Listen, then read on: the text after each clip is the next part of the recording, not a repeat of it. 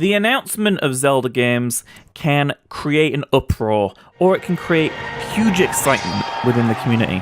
So I decided today, let's look back at some of these older reveals of 3D Zelda games and compare them to their final releases, let's say.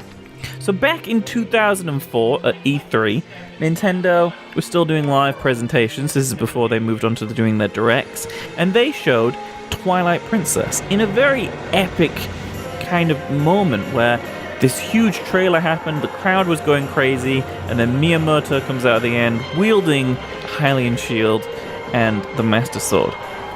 Now this trailer isn't necessarily that different from the final game. It looks a lot like the final game. It has some areas that aren't in the final game, but its aesthetic, its graphics, pretty much all of that is the same.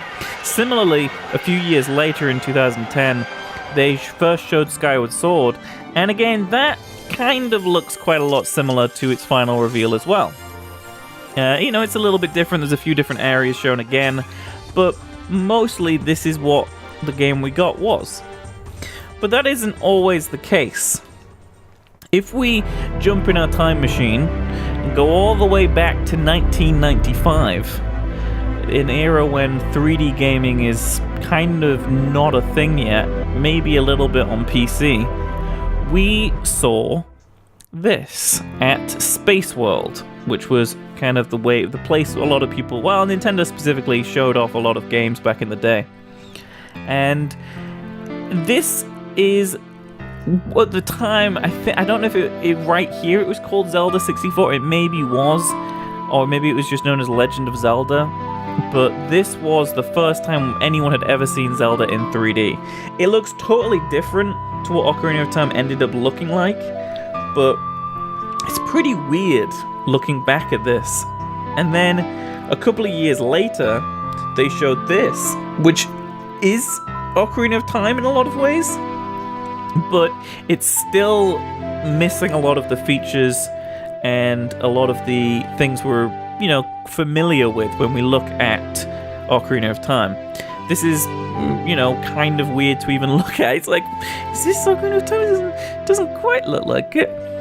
And then they also started showing clips of the game near a release. Now, some people may not know this, but Ocarina of Time was originally going to be a 64 DD game, which is this disk drive attachment that they were going to release. I think it only got released in Japan, I could be wrong.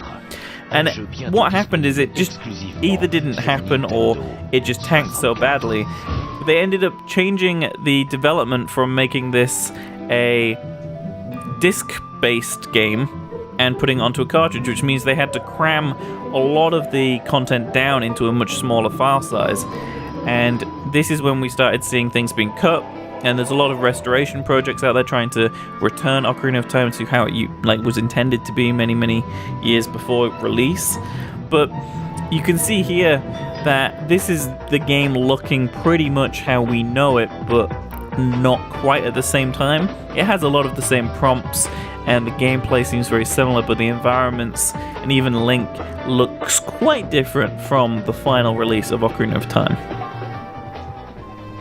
And then we jump forward to 2000 for this epic GameCube reveal of Link and Ganondorf locked in an endless battle in some of the best looking graphics for Link and Ganondorf, especially for the early 2000s. Like, this is insane how good this looks. And this was only known at the time as Zelda GameCube, and this is what everyone thought they were going to get when they got a follow-up to Ocarina of Time and Majora's Mask on the GameCube. Skip forward a year later, and Nintendo reveal this, the Wind Waker trailer. Now, obviously, this is where the backlash to the art style started, but in hindsight, I adore Wind Waker. It feels like a breath of fresh air between the more serious toned games like Majora's Mask and Twilight Princess. I actually really like Toon Link as well. I think his design is really great, very expressive. But back then, in 2001, people weren't so happy. So that's, recapping some of the earlier stuff.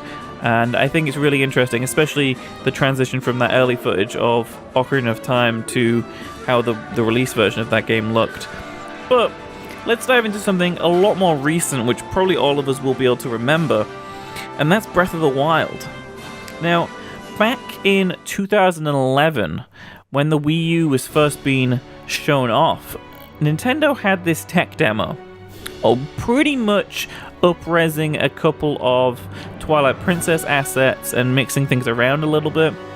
It would see you as Link fighting Armagoma, I think that's the boss's name from Twilight Princess, but in the Temple of Time from Twilight Princess as well. But again, everything's got way more reflective shaders, the textures are a little bit higher quality, and they're showing off that the gamepad can be used as a second screen for inventory and things like that, something we would later see in the games like Ocarina of Time and Majora's Mask on the 3DS for their bottom screen would have inventory on as well. But this isn't really what Breath of the Wild turned out to be. I think a lot of people were expecting this, very similar to how people were expecting that Zelda GameCube reveal to look like how the game would, but then it turned out to be Wind Waker. Instead, 3 years later, we got this trailer. I remember this very vividly. I remember watching this and seeing that we're going to see more from this new Zelda game, being so hyped, and then this happened and it kind of blew my mind, because from the initial moment you can tell this is going to be an open world game. It's massive. And then this Guardian chases you down, you see some ruins, and this all started so much speculation and talk for like the next 5-6 months or so until we saw more footage. And then of course we see this cool moment at the end with Link in his new blue tunic pulling back the bow and that ancient arrow popping out. We didn't know what this was at the time, and maybe it had a different effect in the game. Well, a lot of people always thought the game was going to be called something like The Legend of Zelda and the Arrow of Time or something like that, because of the focus on the arrow. Of course, if you played Breath of the Wild, you know that the ancient arrows aren't as massive as a deal in the game. They're super useful, but they aren't like this massive item that you get or unlock or anything that has a huge cutscene or ceremony around it. You can just craft them and use them from the ancient parts and such. It's very cool, and Guardians get their asses kicked when you use them. But this first trailer focused on them so much that it doesn't surprise me that people thought the game was going to be very much about them. Anyway, same year, 2014, but at the Game Awards, we were greeted with this very long, well, not super long, but long enough gameplay section of Breath of the Wild. Again, still at the time known as Zelda Wii U. And funnily enough, everyone thought this game was coming out in 2015. The first trailer said 2015. I think even in this, it was mentioned 2015. And you can see a lot of different things in this. This is still very much being developed for the Wii U.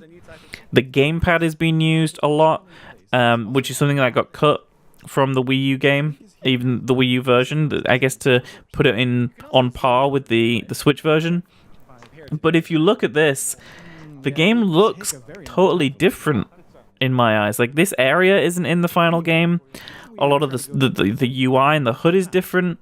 The paraglider actually is the sailcloth from Skyward Sword. There's a lot of weird differences, and I feel like, looking back on it, of course this game was still like 3 years away.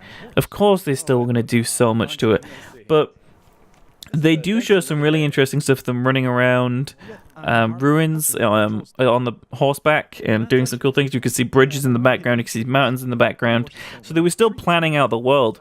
And the map, actually, on the Wii U gamepad screen is somewhat similar to the actual, map we got in the final game. There's some obvious changes, but they had an idea for this world of Hyrule a long time ago, it seems, and it just took them a lot longer to polish it. And you know what? That's absolutely fine, because gameplay-wise, and even visually, I love the way Breath of the Wild looks.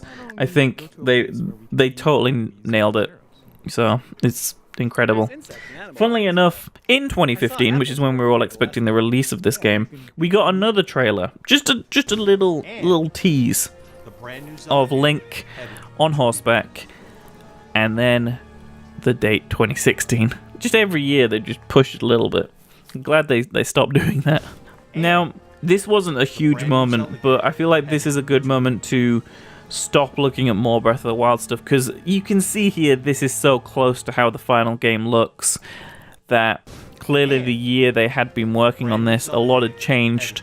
The world had been fleshed out more, the character design had been fleshed out, and everything like that. Link looks here a lot more different than he did in the original trailer from like a year earlier. They changed his character design a little bit. You know, I guess he looks more like he does in, say, like his Twilight Princess, or if you imagine an up-res of Ocarina of Time, or even Skyward Sword, that sort of style.